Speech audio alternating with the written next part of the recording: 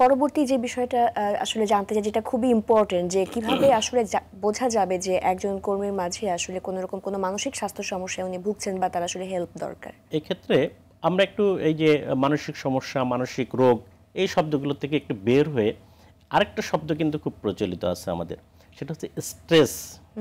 চাপে আছি, অ্যাঙ্গারে আছি, হ্যাঁ, এই শব্দগুলো কিন্তু আছে। তো এই ক্ষেত্রে স্ট্রেসের কিছু সিমটম আছে, সেইগুলো আমরা দেখতে পারি। স্ট্রেসের বিভিন্ন ধরনের সিমটম আছে। ওভারঅল ওয়ার্কপ্লেসে কিছু জিনিস দেখা যায়।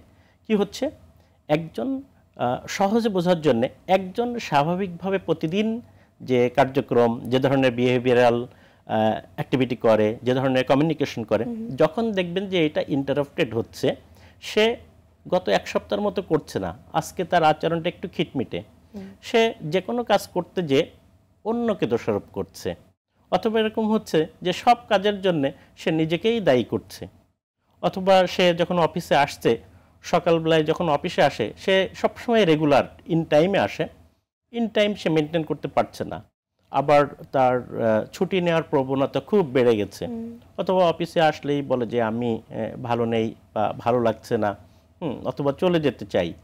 তো এই যে মানে অনিয়মিত যেগুলো অ্যাক্টিভিটি আছে, সেইগুলো কিন্তু দেখা যায়। আর যিনি ওয়ার্কপ্লেসে কাজ করছেন, তিনি নিজেকে, আমি নিজে আসলে স্ট্রেসে আছি কিনা এটা বোঝার জন্য কিছু ফিজিক্যাল সিমটম আছে।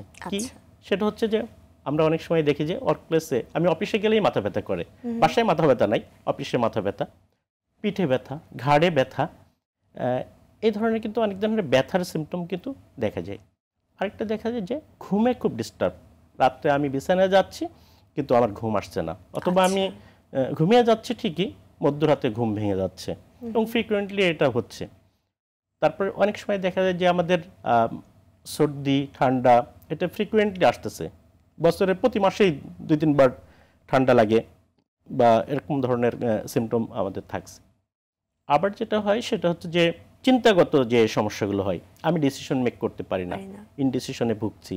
কোনো আমি যদি ক্লারিক্যাল জব করি, যোগ বিয়োগের ব্যাপার থাকে, আমার প্রায়ই ভুল হচ্ছে।